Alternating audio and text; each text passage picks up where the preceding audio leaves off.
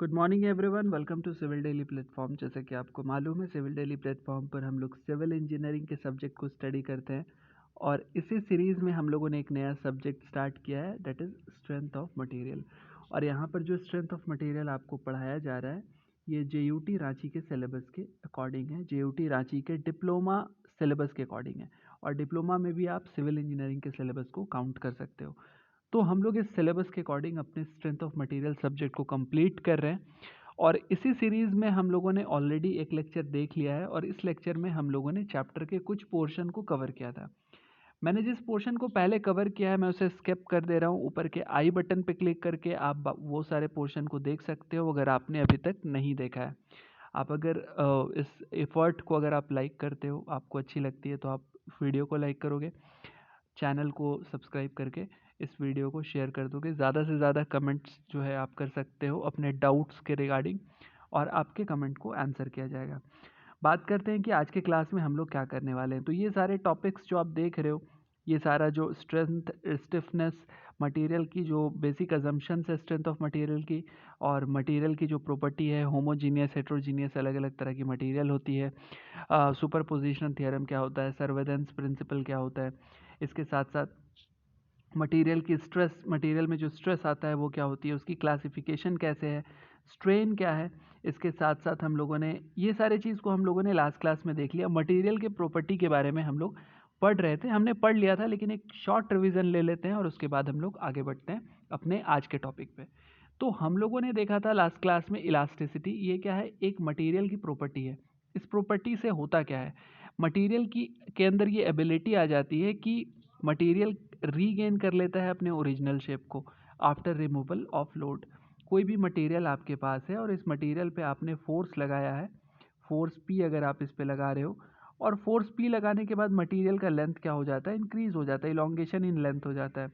तो जब आप लोड को रिमूव कर देते हो तो उस केस में मटेरियल अपने ओरिजिनल साइज में पहुंच जाता है, and this is just due to this property, that is elasticity. Plasticity क्या है? प्लास्टिसिटी में जो मेंबर है वो परमानेंट डिफॉर्मेशन के अंदर चला जाता है जब आप उस पर कांस्टेंट लोड अप्लाई करते हो। It means that when you have applied load on a material, equal and opposite load on a material, then it will undergoes to some deformation, means you will get an elongation in its length, means the length will be increased to L plus del L. But after removal of load, suppose you have removed the load, so what will happen? It will not regain to its original shape or original length, you can say. So in this case you can say that your material has some plasticity or your material is plastic. This is just by the property of plasticity. तो कोई भी material हमारे पास होता है तो उसके अंदर elasticity भी होती है, प्लास्टिसिटी भी होती है। डिपेंड करता है कि हम लोग जो फोर्स अप्लाई कर रहे हैं उसकी फोर्स की मैग्नीट्यूड कितनी है और साथ ही साथ फोर्स का नेचर क्या है, इसके अकॉर्डिंग हम लोग मटेरियल की इलास्टिसिटी और प्लास्टिसिटी के रीजन को अलग अलग डिफाइन कर सकते हैं। Coming to the next, that is ductility. What is ductility? Material can be made into thin wires. Material को पतले वायर में कन्वर्ट किया जाता है अगर मटेरियल की डक्टिलिटी अच्छी है। All soft material has good ductility like gold, copper, aluminium, copper and steel. So इन सब की डक्टिलिटी अच्छी होती है। And one more very important thing what we have studied in the last lecture, कि जो भी मटेरियल हमारे पास है उस मटेरियल के अंदर अगर उसकी डक्टिलिटी अच्छी है, दैट मीन्स कि ये मटेरियल टेंशन में स्ट्रांग होगा। इट मीन्स कि अगर हम लोग मटेरियल है और उसके ऊपर टेंशन फोर्स अप्लाई कर रहे हैं, then this material will be good in tension. So malleability भी इसी तरह की प्रॉपर्टी है, बट यहाँ पे डेफिनेशन ये बताता है कि if a material is malleable, it means that this can be pressed into thin sheet. Difference ये है कि जब हम डक्टिलिटी की बात करते हैं तो वहाँ मटेरियल को क्या किया जा सकता है, पतले वायर में कन्वर्ट किया जा सकता है। जबकि हम जब मेलेबिलिटी के बारे में बात करते हैं तो यहाँ पे ये बताया जाता है कि आपके पास कोई भी मटेरियल है तो आप उसे उसे किस में कन्वर्ट कर सकते हो, आप उसे प्रेस करके थिन शीट में कन्वर्ट कर सकते हो। और आप यहाँ पे देख सकते हो कि यहाँ पे जो इसकी प्रॉपर्टी यूटिलाइज हो रही है वो कौन सी प्रॉपर्टी है, कॉम्प्रेसिव कंडीशन में हम लोग इसकी प्रॉपर्टी को चेक कर रहे हैं। सो somehow if a material is good in malleable, so इसकी malleability अगर अच्छी हो तो हम लोग ये बोल सकते हैं कि मटेरियल जो है वो कॉम्प्रेसिव फोर्स के अंदर अच्छे से जो है एक्ट करेगा, या उसकी जो कॉम्प्रेसिव फोर्स के अंदर जो उसकी प्रॉपर्टी होगी वो बेहतर होगी, गुड अंडर कॉम्प्रेसिव फोर्स होगा। Coming to the next that is brittle. Brittle किस मटेरियल को बोलते हैं? वैसा मटेरियल जो सडन फेल करता है। इट मीन्स कि वो किसी भी तरह का कोई इंडिकेशन ना दे। इंडिकेशन का मतलब क्या होता है? जब भी कोई मटेरियल है उसके ऊपर जब हम कोई फोर्स लगाते हैं, आपने पी फोर्स लगा दिया, तो उस केस में आप ये बोल सकते हो कि मटेरियल में फोर्स, जब पी फोर्स लगाया गया है तो material will have some elongation after applying this force P, but if your material is brittle it will have no or very less elongation and it will fail suddenly. So this kind of material is known as brittle material, and this property is known as brittleness of the material. So there are some example like cast iron के बारे में बात करोगे, concrete के बारे में बात करोगे, ग्लास के बारे में बात करोगे, these all are brittle material. So all brittle materials are strong in compression. This is very important part and somehow it is the property of material. अगर material के अंदर brittleness ज़्यादा है, it means that it will be strong in compression or under compressive force, and it will be weak in tension. So this is related to a material. हमने some कुछ properties को देखा. There is one more important property that is creep, जिसको हमने discuss किया था last class में भी. creep क्या होती है? ये मटेरियल की जो प्लास्टिक डिफॉर्मेशन है अंडर परमानेंट लोड, तो उसे हम क्या कहते हैं? उसे हम क्रिप कहते हैं. एक होता क्या है कि आपने मटेरियल को, मान के चलो कि आपने एक मटेरियल लिया. मैं बार बार एक ही तरह के मटेरियल बना रहा हूँ, आप अपने स्क्रीन पे देख सकते हो सारे मटेरियल्स बिल्कुल एकदम एक जैसे, एक शेप के. चलो, तो हमने ये मटेरियल लिया, हमने पी फोर्स अप्लाई कर दिया और सडनली हमें क्या हो गया कि मटेरियल में एक लेंथ में इलोंगेशन देखने के लिए मिल गया, जैसे कि आप देख सकते हो. लेकिन होता ये है कि जब ये लोड कॉन्स्टेंटली इसी मटेरियल पे बहुत लंबे टाइम के लिए वर्क करता है, तो उसके बाद हमें एक और थोड़ा ज़्यादा डिफॉर्मेशन देखने के लिए मिलता है. और ये जो थोड़ा ज़्यादा डिफॉर्मेशन है, ये आप यहाँ पे इसे क्रिप बोल सकते हो. This is creep. कि लंबे टाइम पर जब ये फोर्स वर्क कर रहा है पी किसी इस मटेरियल पे, in this case the extra elongation what you have obtained under this constant load is known as creep. तो क्रिप के बारे में हम लोग जब कॉन्क्रीट स्ट्रक्चर पढ़ेंगे तो वहाँ पे इन डेप्थ जाएंगे और क्रिप स्ट्रेन को हम लोग ग्राफ के फॉर्म में भी रिप्रेजेंट करेंगे. Coming to the next that is stress strain curve. तो स्ट्रेस स्ट्रेन कर्व को बहुत डेप्थ में हम लोग समझने वाले हैं, but first of all we are going to have a little introduction about this two terms stress and strain, जो कि हमने पहले भी देखा है. तो स्ट्रेस एक्चुअली में क्या है, स्ट्रेन क्या है, वो आप भी जानते हो, बट हम लोग इसको यहाँ रिप्रेजेंट कैसे करते हैं उसके बारे में हम लोग थोड़ा सा बात कर लेते हैं, क्योंकि हमने पिछले क्लास में ऑलरेडी इसके बारे में बात किया हुआ है. बात करते हैं हम लोग किसी भी एक बार के बारे में. अगर आपके पास एक एक कोई भी बार है और इस बार के ऊपर आप पी फोर्स लगाते हो, ये P is a magnitude of this force equal and opposite in nature. तो एक्चुअली में क्या होता है इस पी फोर्स के अप्लाई करने के बाद? होता ये है कि आपने फोर्स पी लगाया. This this P force will be responsible for the elongation in length in this particular bar. तो जब आपने पी फोर्स लगाया तो इस पी फोर्स का रिजल्ट क्या होगा? मटेरियल ये चाहेगा कि हम अपना लेंथ इंक्रीज कर ले, या मटेरियल अपने लेंथ को बढ़ाना चाहेगा. It means that you are going to get an elongation in its length. But material ये नहीं चाहता है कि ये इलोंगेट हो. उस केस में क्या होता है, मटेरियल के किसी भी क्रॉस सेक्शन को अगर आप कंसिडर करोगे तो यहाँ पे एक रेजिस्टिव फोर्स लगना शुरू हो जाता है, और इस रेजिस्टिव फोर्स को हम लोग आर से डिनोट करते हैं. सो ये रेजिस्टिव फोर्स कितना जनरेट होगा? ये उतना ही जनरेट होगा जितना फोर्स आपने लगाया है. It means here P will be equal to R. पहली बात. दूसरी बात, अगर हमने यहाँ कहा कि पी फोर्स लगाने के बाद आर स्ट्रेस जनरेट होता है, इसका मतलब ये है कि आपने पी फोर्स लगाया तो पहले क्या हुआ? पहले इलोंगेशन हुआ. उस इलोंगेशन को रेजिस्ट करने के लिए आर, जो रेजिस्टिव फोर्स है, वो जनरेट होता है. तो इलोंगेशन हो रहा है, सबसे पहले आपने फोर्स लगाया तो उसके बाद आपको क्या देखने के लिए मिल रहा है? इलोंगेशन देखने के लिए मिल रहा है. पहली बात तो ये है कि पी फोर्स लगाने के बाद हमें इलोंगेशन देखने के लिए मिल रहा है. और जब ये इलोंगेशन देखने के लिए मिल रहा है तो इस इलोंगेशन के चलते क्या आ रहा है? रेजिस्टिव फोर्स आ रहा है. इस इलोंगेशन के चलते रेजिस्टिव फोर्स आ रहा है, और यही रेजिस्टिव फोर्स जो है वो हमें क्या दे देता है? स्ट्रेस दे देता है. तो आप इसे बहुत अच्छे से क्लियर कर सकते हो कि हमें सबसे पहले क्या देखने के लिए मिल रहा है, हमें सबसे पहले यहाँ पे इलोंगेशन देखने के लिए मिल रहा है and this elongation is resulting to the stress. और हम लोग जानते हैं कि हमारा जो स्ट्रेन होता है वो एक्चुअली में क्या होता है, स्ट्रेन इज इक्वल टू होता है हमारा change in length that is elongation divided by original length. So from here we can say that we will have strain first, then we will have stress। तो हम लोग यहाँ पे ये भी कह सकते हैं कि स्ट्रेस क्या है, स्ट्रेस जो है वो डिपेंड कर रहा है किसके ऊपर, स्ट्रेन के ऊपर। और हम लोग एक चीज़ बहुत अच्छे से जानते हैं कि अगर किसी भी मटेरियल में आपने फोर्स पी अप्लाई किया तो उस केस में आपको स्ट्रेस भी देखने के लिए मिलेगा और स्ट्रेन भी देखने के लिए मिलेगा। लेकिन हमें समझना ये है कि जब किसी मटेरियल में स्ट्रेस और स्ट्रेन दोनों देखने के लिए मिल रहा है तो आप यहाँ पे ये बात कह सकते हो कि आपकी जो स्ट्रेस है ना, आपकी जो स्ट्रेस है वो किस पे डिपेंड कर रही है, मटेरियल की स्ट्रेस डिपेंड कर रही है स्ट्रेन के ऊपर। तो आप ये बोल सकते हो कि स्ट्रेन जो है वो एक इंडिपेंडेंट क्वांटिटी है जबकि आपकी स्ट्रेस क्या है, एक डिपेंडेंट क्वांटिटी है, पहली बात। दूसरी बात यह है कि जब भी अगर हम ये चाहें कि हमारा स्ट्रेस और स्ट्रेन इसको हम एक्स वाई एक्सिस के ग्राफ में प्लॉट करें तो एक्स वाई एक्सिस का ग्राफ जो होता है, मान के चलो मैंने इधर एक्स लिखा, मैंने इधर वाई लिखा, तो आप स्ट्रेस किधर लिखोगे और स्ट्रेन किधर लिखोगे, ये एक बड़ा क्वेश्चन है।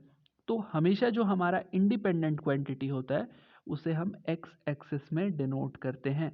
So we have what we have stress a dependent quantity and strain as an independent quantity, so we will put strain this side and stress this side. So this will be our stress and strain. So what is stress strain curve? It is nothing. For any kind of material, when we put this material into test and we apply load on that material, and after applying load we get some elongation, and along with the elongation we get some internal stress in the material, and we plot graph between this internal stress and strain, then this is known as stress strain curve। Just आपने stress और strain को क्या करना है, plot करना है किसी भी मटेरियल के लिए। तो हम लोग स्ट्रेस स्ट्रेन कर्व को जब प्लॉट करेंगे तो किस तरह के लिए, किस तरह के मटेरियल के लिए हम लोग प्लॉट करेंगे, ये बहुत इंपॉर्टेंट क्वेश्चन है कि किस तरह के मटेरियल के लिए हम लोग उसको प्लॉट करेंगे। सो जहाँ तक हम जानते हैं, अभी तक हम लोगों ने जितना पढ़ा उसके हिसाब से हमें जितनी जानकारी है, तो हम लोग ये कह सकते हैं कि हमारा जो मटेरियल है, हमारा जो भी मटेरियल है, चाहे आप किसी भी तरह की मटेरियल ले लो, तो हम लोग यहाँ पे जब इंजीनियरिंग पर्पस में मटेरियल का इस्तेमाल करते हैं तो हम लोग इंजीनियरिंग मटेरियल के लिए सारे टेस्ट करेंगे, क्योंकि हमें इंजीनियरिंग मटेरियल की प्रॉपर्टी जाननी होती है कि वो कितना स्ट्रांग है, कितना वीक है। पहली बात तो ये कि हम लोग इंजीनियरिंग मटेरियल का इस्तेमाल करेंगे स्ट्रेस स्ट्रेन कर्व ड्रॉ करने के लिए। हम लोग ये बोल सकते हैं कि इंजीनियरिंग मटेरियल के लिए स्ट्रेस स्ट्रेन कर्व ड्रॉ किया जाएगा। अब जब हम लोग इंजीनियरिंग मटेरियल को ड्रॉ कर रहे हैं तो इंजीनियरिंग मटेरियल में हमारे पास कंस्ट्रक्शन में यूज होने वाला कंक्रीट भी है, और दूसरी बात है कि हमारे पास कंक्रीट के साथ साथ क्या है, स्टील भी है। अब ये स्टील अलग अलग ग्रेड के हो सकते हैं, उसके बारे में भी हम लोग डिस्कशन करेंगे। तो जो हमारा स्ट्रेस स्ट्रेन कर्व है वो किसके लिए ड्रॉ होगा? So here one more thing you can note down that material like concrete is very brittle in nature. We cannot say that it is completely brittle, but it is very brittle in nature. Comparatively, steel has less brittleness, or we can say that steel is more ductile and concrete is more brittle. So these are two different property. Steel has also some brittleness and concrete has also some ductility, but the property which has a major part in any particular material, so that property is more countable। तो हम लोग यहाँ पे अगर बात करें कि stress strain curve बना रहे हैं तो स्ट्रेस स्ट्रेन कर्व में कहीं ना कहीं मटेरियल के ऊपर कौन सा फोर्स अप्लाई कर रहे हैं, हम लोग यहाँ पे टेंशन फोर्स अप्लाई कर रहे हैं। और जब टेंशन फोर्स अप्लाई कर रहे हैं तो हम लोग अच्छे से जानते हैं that which material behaves better under tension, it is steel, और we can say ductile material जो है वो टेंशन को अच्छे से बेयर करता है, वेयर एज जो हमारा ब्रिटल मटेरियल है वो हमारा कॉम्प्रेसिव फोर्स को अच्छे से बेयर करता है। सो कंक्रीट के लिए हम लोग जो हमारा ब्रिटल मटेरियल है उसके लिए हम जो हमारा टेस्ट करेंगे वो कॉम्प्रेसिव स्ट्रेंथ टेस्ट करेंगे। उसके लिए हम CTM मशीन का इस्तेमाल करेंगे जो कि हम लोग कंक्रीट में पढ़ेंगे। जबकि हम लोग हमारा जो स्ट्रेस स्ट्रेन कर्व है ये इसमें जो हम यहाँ पे टेंसाइल फोर्स अप्लाई करते हैं स्पेसिमेन के ऊपर तो वो हमें स्ट्रेस स्ट्रेन कर्व देगा। लेकिन आने वाले टाइम पे हम लोग जो हमारा कॉन्क्रीट है उसके लिए भी हम जो स्ट्रेस स्ट्रेन कर्व है उसको भी हम लोग देख लेंगे, या फिर हम ये कह सकते हैं कि ब्रिटल मटेरियल के लिए भी हम देख लेंगे। Coming to the next that is stress strain curve, जिसे कि हम लोग यहाँ पे अभी देखने वाले हैं स्ट्रेस स्ट्रेन कर्व। तो उससे पहले हम लोग थोड़ा सा बात कर लेते हैं UTM के बारे में कि UTM क्या होता है, यूनिवर्सल टेस्टिंग मशीन, जो कि हमने लास्ट क्लास में थोड़ा सा भी डिस्कस किया भी था इस बारे में कि यूनिवर्सल टेस्टिंग मशीन एक तरह की टेस्टिंग मशीन है जो कि बेसिकली क्या होता है जहाँ पे हम शेयर, टॉर्शन, कंप्रेशन, फ्लेक्सर और ये सारे चीज़ को हम मेज़र करते हैं। अब अगर हम बात करें कि मेज़र करने के लिए हम लोग जो है मटेरियल जो इस्तेमाल करते हैं तो उस मटेरियल को हम लोग किस तरह के शेप में रखते हैं। तो हम लोग यहाँ पे स्ट्रेस स्ट्रेन कर्व ड्रॉ करने के लिए जो हमारा जो स्पेसिमेन बनाते हैं स्ट्रेस स्ट्रेन कर्व ड्रॉ करने के लिए, या फिर आप बोल सकते हो टेंशन टेस्ट करने के लिए, वो कोई इस तरह का डंबल शेप का होता है। वो इस तरह का डंबल शेप का होता है। ये अपर क्लैंप में इसको टाइट कर देते हैं और यहाँ पे लोअर क्लैंप में टाइट कर देते हैं और इसे हम दोनों तरफ से इस तरीके से खींचते हैं। मशीन्स कुछ इस तरह का होता है। नेक्स्ट लेक्चर में मैं एक स्लाइड ऐड कर दूंगा ताकि आप उसे अच्छे से देख लो।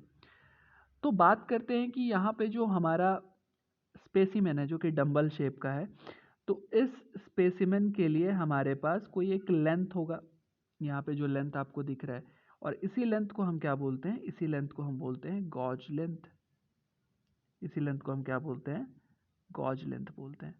अब जब हम इस स्पेसिमेन के इस लेंथ को गॉज लेंथ बोलते हैं तो हमें ये पता होना चाहिए कि ये गॉज लेंथ किस चीज़ पर डिपेंड कर रहा है। It means that how can we find the gauge length for our stress strain curve. So we have one formula, one empirical formula we have, that is this gauge length is equal to 5.65 under root a. So here it is very easily understood to all of us कि material जो है उसका जो gauge length है, यानी कि जो length मैंने आपको बताया अभी, वो लेंथ कहीं भी मटेरियल के प्रॉपर्टी पे डिपेंड नहीं कर रहा है, but it is depending all upon the cross sectional area only.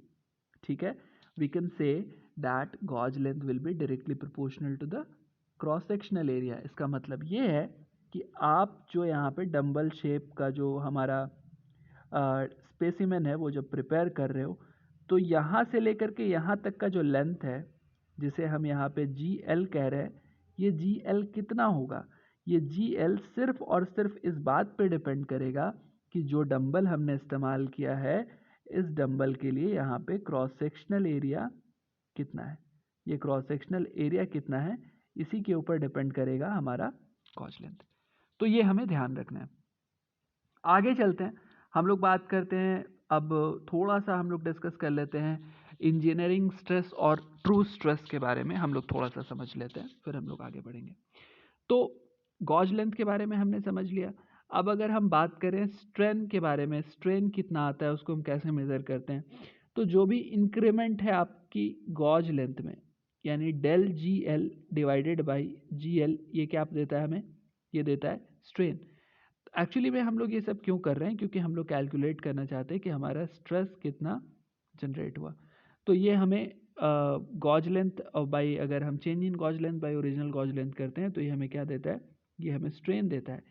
लेकिन अगर हम लोग स्ट्रेस कैलकुलेट करना चाहें तो उस केस में हम लोग जो हमारा लोड डायल है उसकी रीडिंग डिवाइडेड बाई एरिया जब हम करते हैं तो हमें क्या मिलता है, हमें मिलता है हमारा स्ट्रेस। तो ये जो स्ट्रेस हमें मिलता है इस स्ट्रेस को हम लोग क्या बुलाते हैं, इस स्ट्रेस को हम लोग बुलाते हैं नॉमिनल स्ट्रेस, इनिशियल स्ट्रेस या इंजीनियरिंग स्ट्रेस। या फिर अगर हम लोग बात करें कि हमने अभी कहा कि भाई हम जितना फोर्स लगा रहे हैं उसको जब हमने एरिया से डिवाइड किया तो हमें क्या मिल रहा है, नॉमिनल स्ट्रेस, इनिशियल स्ट्रेस या इंजीनियरिंग स्ट्रेस आप इसे बुला सकते हो। तो दिस इज नॉमिनल और इनिशियल और engineering, so what is actual? हमने कहा कि ये एक नॉमिनल वैल्यू है, so what is the actual value और what is the instantaneous value? So we are going to understand that one. जब आप किसी भी मटेरियल को, मैंने चलो मैं यहाँ पे थोड़ा सा एक ड्राइंग बना देता हूँ ताकि आपको ये समझ आ जाए। जब मान के चलो कि आपके पास एक बार है, इस बार को आपने क्या किया, इस बार पे आप स्ट्रेस लगा रहे हो, फोर्स लगा रहे हो, आप एक्चुअली में स्ट्रेस तो जनरेट हो जा रहा है, आपने फोर्स लगा दिया। अब under the action of this equal and opposite force what will happen, this bar will get elongated। This is very very understood to all of us कि हमारा पी फोर्स के अंदर क्या है, ये बार इलोंगेट हो गया, ये बार इलोंगेट हो गया, ये बार कुछ इस तरीके से बढ़ गया। From these two images which are not actually good, लेकिन आप ये समझ सकते हो कि हमारा जो बार था उसके लेंथ के बढ़ने से हुआ क्या। From here you can understand if the cross sectional area, that is A initial, was like AI and the final area after elongation was AF, then the total final cross sectional area will always be lesser than initial area। आसान भाषा में आप ये बोल सकते हो कि पहले जो इसकी डायमीटर थी ना, वो डायमीटर अब क्या हो जाएगी, बाद में कम हो जाएगी। क्यों? क्योंकि आपने लेंथ को इंक्रीज कर दिया है and somehow the total volume is constant. तो अगर आप इस तरीके से अगर आप स्ट्रेस चेक करते हो तो अलग अलग पॉइंट पे आपको अलग अलग स्ट्रेस मिलेगा, ठीक है ना। जैसे मान के चलो कि मटेरियल अभी अभी अभी ग्रेजुअली हम फोर्स अप्लाई कर रहे हैं, हमारा मटेरियल यहाँ पे है और हमने पी फोर्स अप्लाई किया इसके ऊपर, तो हम लोग अगर बोले कि what is the value of stress, then sigma 1 you can write this will be P by A. This is initial one. So after applying this force, what happened actually, that this bar has got elongated and the total force is still P, but what is the stress now? It is P by A, I can write 2. So what is this A2? It is lesser than A1. It is lesser than A1. So somehow you can say the stress will be more where, when the area got reduced or bar gets elongated. So होता यह है कि अगर हम लोग engineering stress को consider करते हैं तो उस केस में हमारा जो स्ट्रेस का जो वैल्यू होता है ना, वो एक्चुअल स्ट्रेस से कम होता है, एक्चुअल स्ट्रेस से कम होता है। क्या कम होता है? एक्चुअल स्ट्रेस से आपका वो वैल्यू कम होता है जो आपको मिल रहा है। So what is true stress और what is actual stress? It is just P by A naught, और ए नॉट क्या है आपका? एक्चुअल या इंस्टेंटेनियस एरिया है। सो हम लोग यहाँ तो बहुत आसानी से समझ रहे हैं कि हमारा जो एक्चुअल स्ट्रेस, इंस्टेंटेनियस स्ट्रेस या ट्रू स्ट्रेस जो होता है वो हमेशा हमारा नॉमिनल, इनिशियल या इंजीनियरिंग स्ट्रेस से क्या होता है? ज़्यादा होता है। And what we are going to do, we are going to use this engineering और nominal stress in our design. तो हमारे लिए ये कहीं ना कहीं सेफ है, क्योंकि आप कम वैल्यू को कंसिडर करके चल रहे हो और एक्चुअली में मटेरियल क्या ज़्यादा वैल्यू, ज़्यादा स्ट्रेस को बेयर कर रहा है। सो ये सेफ है। तो हम लोगों ने अलग अलग तरह के स्ट्रेस को देख लिया। When we say engineering stress, then it is force by actual or initial area.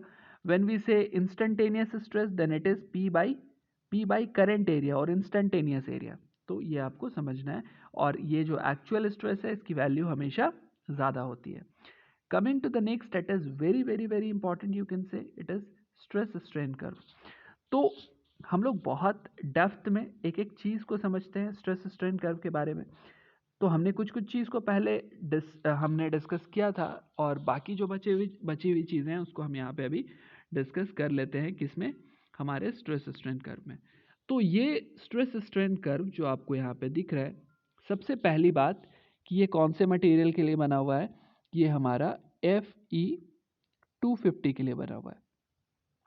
अब अलग अलग तरह के सवाल आ सकते हैं, क्या हम अगर Fe450 के लिए इस्तेमाल करें या 450, 415, 420, अलग अलग ग्रेड है स्टील के, तो इसके लिए इस्तेमाल करें तो क्या अलग होगा क्या?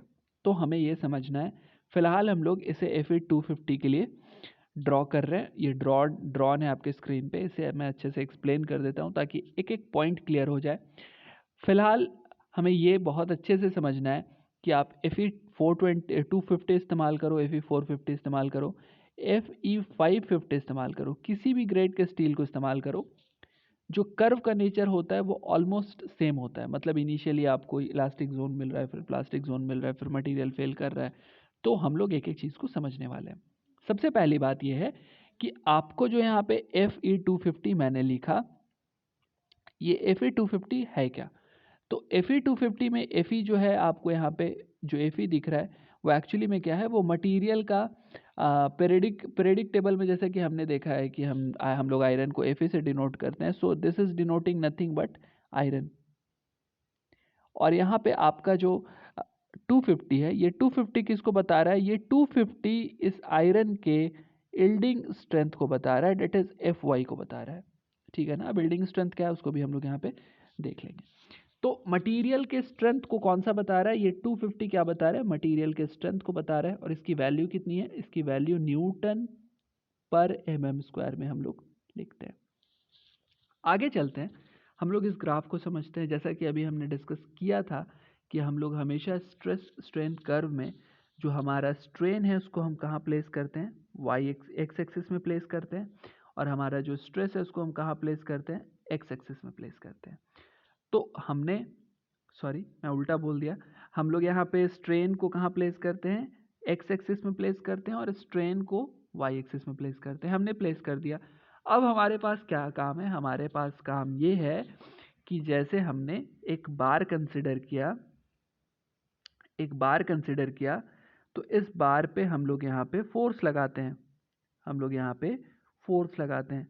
अब जब इस बार पे हम लोग फोर्स लगाते हैं तो उस केस में बार में स्ट्रेस और स्ट्रेन की वैल्यू हमें देखने के लिए मिलती है। इसका मतलब ये है कि इस बार में हमें स्ट्रेस भी देखने के लिए मिलता है और साथ ही साथ हमें स्ट्रेन भी देखने के लिए मिलता है। हमें यहाँ पे स्ट्रेस की वैल्यू भी मिलती है और साथ ही साथ स्ट्रेन की भी वैल्यू मिलती है। या आप ये बोल सकते हो ये ग्राफ एक्चुअली पूरा का पूरा ग्राफ जो है आपको सिस्टम में ड्रॉ होता है। जब आप UTM का इस्तेमाल करते हो तो वहाँ पे सिस्टम पे ये ग्राफ हमें प्लॉट होते हुए दिखने लगता है। लेकिन मैं समझाने के लिए आपको बता रहा हूँ कि इनिशियली जब आपने कोई P1 फोर्स लगाया तो आपको वहाँ पे स्ट्रेस सिग्मा 1 दिखा और स्ट्रेन E1 दिखा। जब आप सिग्मा 2 फोर्स लगा रहे हो तो वहाँ पे आपको E2 दिख रहा है। जब आप सिग्मा 3 फोर्स लगा रहे हो तो आपको E3 दिख रहा है। तो इसी तरीके से अलग अलग स्ट्रेस के वैल्यू के लिए अलग अलग स्ट्रेन आपको दिख रहा है। तो हम लोग क्या करते हैं? स्ट्रेस और स्ट्रेन को प्लॉट करते हैं इस ग्राफ में। तो हमें ये देखने के लिए मिलता है कि स्टार्टिंग में ये जो लाइन है ये किस तरह के नेचर की है।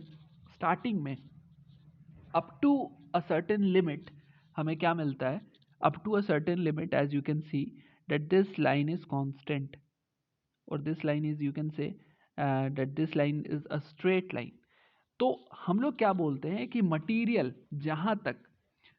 जहां तक मटेरियल के लिए स्ट्रेट लाइन ड्रॉन है वहां तक मटेरियल हुक्स लॉ को फॉलो कर रहा है। पहली बात तो ये है। और हुक्स लॉ के अकॉर्डिंग क्या होता है कि हमारा जो स्ट्रेस या स्ट्रेन होता है, स्ट्रेस जो होता है हमारा वो डायरेक्टली प्रोपोर्शनल टू स्ट्रेन होता है। और हम लोग यहाँ पे ये बोल सकते हैं कि स्ट्रेस इज इक्वल टू क्या होता है? E इंटू ई के बराबर होता है। यहाँ पे ई क्या है? मॉड्यूलस ऑफ इलास्टिसिटी है, जो हम लोग आगे देखेंगे। लेकिन यहाँ तक मटेरियल क्या है? कहीं ना कहीं मटेरियल इलास्टिक होता है। ये मटेरियल पूरी तरीके से इलास्टिक होता है। इलास्टिक होने का मतलब ये भी है कि अगर आपने मटेरियल को लोड किया, आपने फोर्स लगाया मटेरियल पे, आप फोर्स लगा रहे हो, मटेरियल के लिए स्ट्रेट लाइन ड्रॉ होते जा रहा है, और आप किसी एक पॉइंट पे क्या करते हो? लोड को रिमूव कर देते हो, आपने लोड हटा दिया। तो उस केस में मटेरियल कहाँ पहुँच जाएगा? वापस से अपने एक्चुअल पोजीशन पे पहुँच जाएगा। उसकी एक्चुअल लेंथ, एक्चुअल साइज को गेन कर लेगा। It means that material is behaving elastically up to this limit. So here you can see two different point, first is A, second is B। तो material कहाँ तक elastic होता है? Material point B तक elastic होता है। But होता यह है कि इस ग्राफ में ये जो स्ट्रेट लाइन है ना, ये स्ट्रेट लाइन सिर्फ पॉइंट A तक है। तो इसीलिए हम लोग मटेरियल को जो इलास्टिक या फिर हुक्स लॉ को वैलिड मानते हैं, इस पर्टिकुलर पॉइंट A तक मानते हैं। लेकिन मटेरियल एक्चुअली में इलास्टिक पॉइंट बी तक होता है। अब इसके बाद हमें मिलता है अलग अलग पॉइंट, यील्डिंग पॉइंट मिलता है। Yielding point means you can consider the point above which material is going to change its behavior, means you can say that before this yielding point material was elastic but now material is going to be a plastic one। तो material के लिए दो अलग अलग yielding point मिलता है। कौन कौन से यील्डिंग पॉइंट है तो हम देख लेते हैं हमारे पास कौन कौन से यील्डिंग पॉइंट है। First is here this C, and this C is known as upper yielding point. उसी तरीके से हमें एक दूसरा पॉइंट मिलता है point D, and this point D is lower yielding point। तो मटेरियल के लिए जो इसका upper and lower this two yielding point हम लोग जो यहाँ पे देख रहे हैं, ये यील्डिंग पॉइंट क्या होता है मटेरियल में कहीं ना कहीं जो ज़्यादा फिक्स होता है, ज़्यादा कांस्टेंट होता है, वो हमारा लोअर यील्डिंग पॉइंट होता है।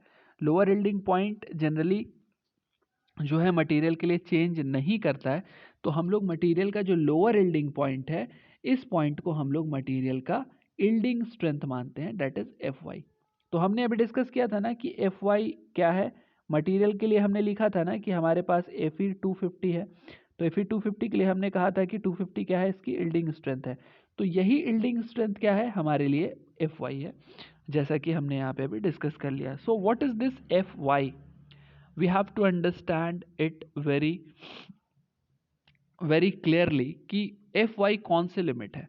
तो एफ वाई को हम वो वैल्यू मानते हैं स्ट्रेस की जिसके पहले मटेरियल जो है वो एज इलास्टिक बिहेव कर रहा है और इसके बाद material will start behaving as a plastic material. तो हम लोग जो कंस्ट्रक्शन में इस्तेमाल करते हैं, हम लोग जो रॉड इस्तेमाल करते हैं, बार इस्तेमाल करते हैं, what we used to consider that are rod, bar or anything made up of steel is of elastic nature। तो इसीलिए मटेरियल की जो हम हाईएस्ट स्ट्रेंथ कंसिडर करते हैं that is F Y for any kind of construction material, basically in case of steel I am talking about. तो हम लोग एफ वाई को क्या मान के चलते हैं, मटेरियल की स्ट्रेंथ मान के चलते हैं। But we have to understand that our material is not going to fail at this value fy। So what is going to happen after this fy, without a large change in stress we get a very high value of strain। So this is known as what, this is this zone, we have different zone। तो हमें अलग अलग तरह के zone देखने के लिए मिलते हैं। तो जैसा कि हमने यहाँ पे डिस्कस किया कि मटेरियल के लिए ये वाला जो जोन था, मटेरियल के लिए ये वाला जोन जो था, ये हमारा इलास्टिक जोन था। मटेरियल यहाँ पे इलास्टिक बिहेव कर रहा था और इसके बाद यहाँ से लेकर के यहाँ तक जो है मटेरियल पूरी तरीके से प्लास्टिक बिहेव करता है। और इस पर्टिकुलर पॉइंट ई के बाद आप यानी कि ई से आगे चले जाओ तो यहाँ पे हमें क्या होता है, यहाँ पे हमें थोड़ा सा स्ट्रेस में इंक्रीज देखने के लिए मिलता है। Means material regains its strength from this E to F. So why the material regains its strength, this is due to strain hardening. ये हमें याद रखना है कि यहाँ पे जो मटेरियल स्ट्रेंथ गेन कर लेता है, ये हमारे स्ट्रेन हार्डनिंग के चलते होता है, स्ट्रेन हार्डनिंग। और स्ट्रेन हार्डनिंग के बाद क्या होता है कि फिर से हम जब लोड अप्लाई करते रहते हैं तो उस केस में मटेरियल एक पॉइंट पे आके फेल हो जाता है। But before that we get a last ultimate value that is known as fracture stress at this point F.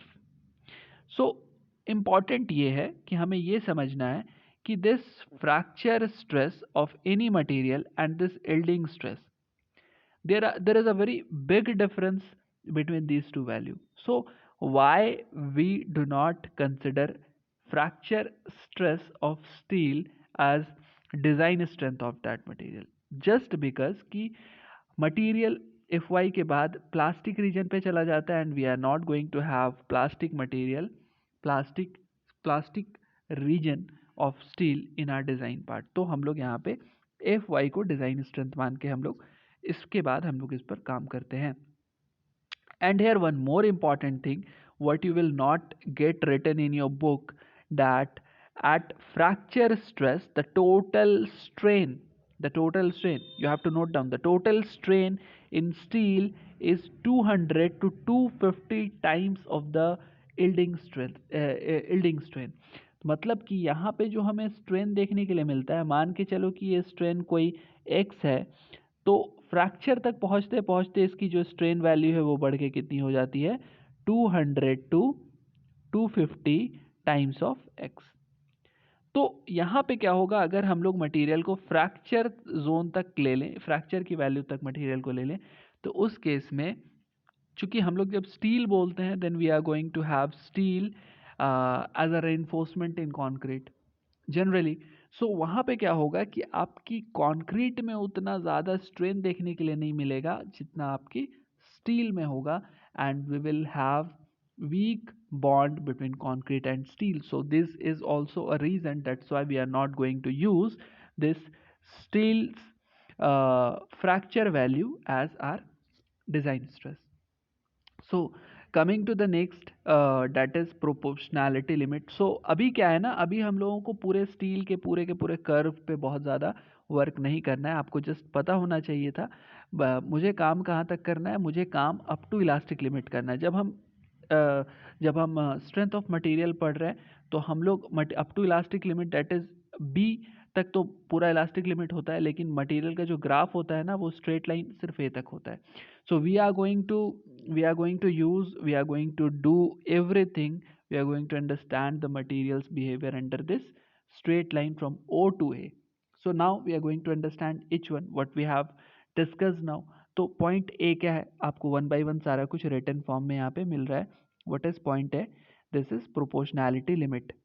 It means that under this limit stress will be directly proportional to strain, means sigma will be directly proportional to epsilon naught, and you are going to get OA as a straight line and material is linear elastic under this region. Again, what is this point B? It is elastic limit EL, and up to this limit material is elastic. Okay, very important that material is elastic up to this limit B, but we consider material till point A only.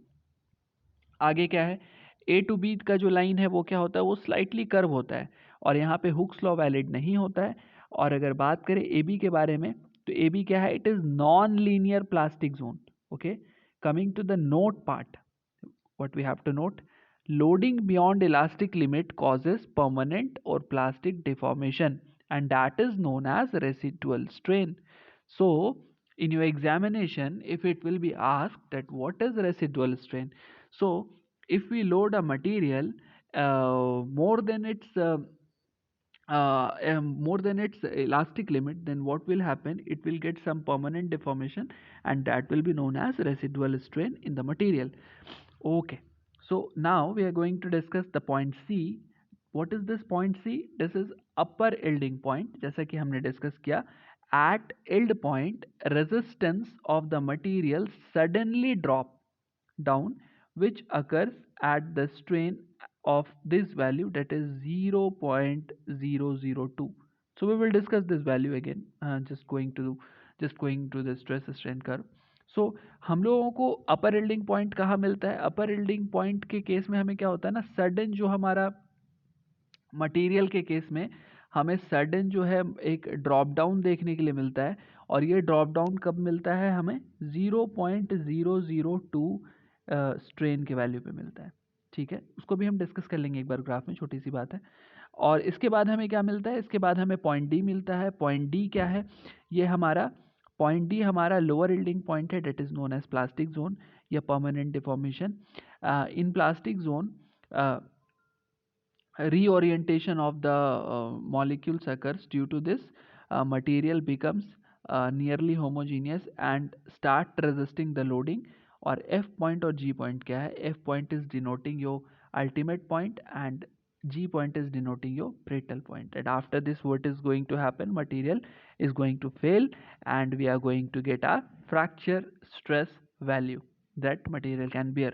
Coming to this 0.002 yield value, तो हम लोग यहाँ पे जब stress डालते हैं ना तो हमें क्या मिलता है, स्ट्रेन मिलता है। सॉरी, हम लोग जब फोर्स लगाते हैं किसी मटेरियल पे तो हमें उस केस में क्या मिलता है, स्ट्रेस और स्ट्रेन देखने के लिए मिलता है। बट होता ये है कि जो हमने कहा कि किसी भी मटेरियल के लिए यील्डिंग वैल्यू हमें फाइंड करनी है, so how we will find that yielding value, उसके लिए हम लोग यहाँ पे ये बोलते हैं कि जहाँ पे भी हमें मटेरियल में 0.2% का स्ट्रेन देखने के लिए मिलता है, उसी पॉइंट पे जब हम यहाँ पे वर्टिकल लाइन को ड्रॉ करते हैं ना, so this vertical line will show what, this will show our yielding strength. तो हमने यहाँ पे 0.02 वाले कंसेप्ट को भी थोड़ा सा क्लियर कर लिया। आगे एक और ग्राफ देखने वाले हैं जहाँ पे that will be very very clear. तो अब यहाँ पे अलग अलग जोन को आपको दिखा दिया गया है कि किस जोन को क्या बोला जाता है। तो ओ ए को यहाँ पे हम लोग लीनियर इलास्टिक जोन कहते हैं, ए बी को हम लोग नॉन लीनियर इलास्टिक जोन कहते हैं, सी डी क्या है, सी डी यील्डिंग जोन है, वहाँ पे यील्डिंग की वैल्यू मिलती है, डी क्या है, प्लास्टिक जोन है, ई एफ क्या है, स्ट्रेन हार्डनिंग जोन है, और इसके बाद एफ जी क्या है, ये आपकी नेकिंग जोन है। नेकिंग जोन के बाद मटेरियल क्या हो जाता है, फेल हो जाता है, मतलब पहले आपने लोड लगाया, मटेरियल इलास्टिक बिहेव किया, फिर एक पॉइंट आया जहाँ पर मटेरियल इलास्टिक तो है लेकिन as a non elastic, as a non linear elastic की तरह बिहेव कर रहा है। फिर हमें एक अपर यील्डिंग मिलती है, फिर हमें एक लोअर यील्डिंग मिलती है। लोअर यील्डिंग के बाद हमें क्या मिलता है, प्लास्टिक जोन मिलता है, और प्लास्टिक जोन के बाद हमें स्ट्रेन हार्डनिंग जोन मिलता है। स्ट्रेन हार्डनिंग जोन जहाँ पे आप पॉइंट एफ पे पहुँच जाते हो, वहाँ से हमें एफ जी एक जो है फ्रैक्चर वैल्यू मिलती है। फ्रैक्चर को जब हम आपको एक और चीज़ यहाँ पे देखना चाहिए कि फ्रैक्चर के लिए जब हमने जी पॉइंट को लिखा है ना, तो ये हमारा ट्रू स्ट्रेस कर्व के केस में है, और ये हमारा जो हमारा इंजीनियरिंग स्ट्रेस कर्व है उस केस में है। तो ट्रू स्ट्रेस कर्व में होता ये है कि मटेरियल का जो स्ट्रेस है, स्ट्रेस कैरिंग कैपेसिटी, तो बढ़ते ही जाता है, लेकिन हम लोग ये कंसिडर करते हैं कि फ्रैक्चर पॉइंट के बाद ये कहाँ आ गया है, नीचे आ गया है। Okay, now we are going to discuss a different kind of material. उससे पहले हम लोग एक अलग पॉइंट है जिसको भी हम थोड़ा सा क्लियर कर लेते हैं, लोअर यील्डिंग पॉइंट। जैसे कि आपने यहाँ पे अभी देखा कि हमारा upper yielding point, lower yielding point, दो अलग अलग पॉइंट हमें मिल रहा है। So lower yielding point D, उसके बारे में हम थोड़ा सा बात करने वाले हैं। Lower yielding point D in the design stress, in all the design like working stress method, plastic theory, ultimate load method, limit state method, etc., it is the yield stress corresponding to the D. The position of the upper yielding point is not stable, which may change based on the shape and size of the specimen used. The lower yielding point is preferred. बोला ये गया है कि भाई हमारे पास दो अलग अलग यील्डिंग पॉइंट है, अपर यील्डिंग पॉइंट है, लोअर यील्डिंग पॉइंट है। तो जो हम लोग किसी भी तरह के डिज़ाइन में, लिमिट स्टेट डिज़ाइन हो, वर्किंग स्ट्रेस डिज़ाइन हो, अब ये डिज़ाइन क्या है, ये आप लोग आने वाले टाइम पे इसके जब डिज़ाइन वाले पार्ट में जाओगे तो वहाँ पे आप इस चीज़ को देखोगे। लेकिन किसी भी तरह की डिज़ाइन हो तो वहाँ पे हम लोग अपर यील्डिंग और लोअर यील्डिंग, ये जो दो अलग अलग पॉइंट है, इसमें हम लोग लोअर यील्डिंग पॉइंट को प्रेफर करते हैं, या हम लोग लोअर यील्डिंग पॉइंट को कंसिडर करते हैं, उसी को हम लोग एफ वाई बोलते हैं। कारण ये है इसके पीछे कि जो अपर यील्डिंग पॉइंट है वो वैरी करती है, किसके अकॉर्डिंग, वो वैरी करती है आपके मटेरियल के प्रॉपर्टी के अकॉर्डिंग, मटेरियल के जो स्पेसिमेन है उसके साइज के अकॉर्डिंग, स्पेसिमेन के शेप के अकॉर्डिंग। तो इसीलिए हम लोग लोअर यील्डिंग पॉइंट को जो है प्रेफर करते हैं। Coming to the next, that is ductility factor. Ductility factor क्या है? Ductility factor is the ratio of strain at which material failed divided by strain at which material yield. तो अभी आपने फेल और इल्ड दोनों condition देख लिया। Material fail हो रहा है, मटेरियल कब फेल हो रहा है? हमने देखा था स्ट्रेस स्ट्रेन कर्व में कि मटेरियल एफ पॉइंट पे जाके फेल हो जाता है, और मटेरियल इल्ड कौन से पॉइंट में होता है? हमने देखा था मटेरियल डी पॉइंट पे क्या हो जाता है, इल्ड हो जाता है। तो मटेरियल जब इल्ड हो रहा है उस टाइम भी उसकी कोई ना कोई स्ट्रेंथ होगी, कहीं ना कहीं उसे उसमें किसी तरह का स्ट्रेन देखने के लिए मिलेगा। तो मटेरियल के दोनों अलग अलग स्ट्रेन को अगर हम कंपेयर करें, यानी कि जब फेल हुआ उस टाइम पे उसके स्ट्रेन की वैल्यू कितनी थी और इल्डिंग के टाइम पे उसके स्ट्रेन की वैल्यू कितनी थी, तो उसे हम डक्टिलिटी फैक्टर कहते हैं। And ductility factor for mild steel is very very high, that is 200 to 250। तो ये एक इम्पॉर्टेंट फैक्टर है जिसे डिज़ाइन कंसिडरेशन में लिया जाता है, और इसी डक्टिलिटी फैक्टर के अकॉर्डिंग हम लोग जो मटेरियल है उसको कंपेयर करते हैं कि किसी कंपोजिट स्ट्रक्चर में मटेरियल डक्टाइल केस में कैसा बिहेव करेगा। High carbon steel, low carbon steel, इसके बारे में हम लोग बात करेंगे, लेकिन ये बात हम लोग अगले क्लास में करेंगे। तो नेक्स्ट क्लास में हम लोग देखने वाले हैं कि हाई कार्बन स्टील क्या होता है, लो कार्बन स्टील क्या होता है। अगर आपको लेक्चर अच्छा लगता है तो वीडियो को लाइक करके, शेयर करके, सब्सक्राइब कर दो, और नेक्स्ट वाले लेक्चर की नोटिफिकेशन ताकि आपको मिलते रहें। हम लोग नेक्स्ट क्लास में हाई कार्बन स्टील को डिस्कस करेंगे, और इसके आगे के जो टॉपिक है हमारे, उसे हम यहाँ पर कंटिन्यू करेंगे। तो आज के लिए इतना ही। बहुत बहुत शुक्रिया।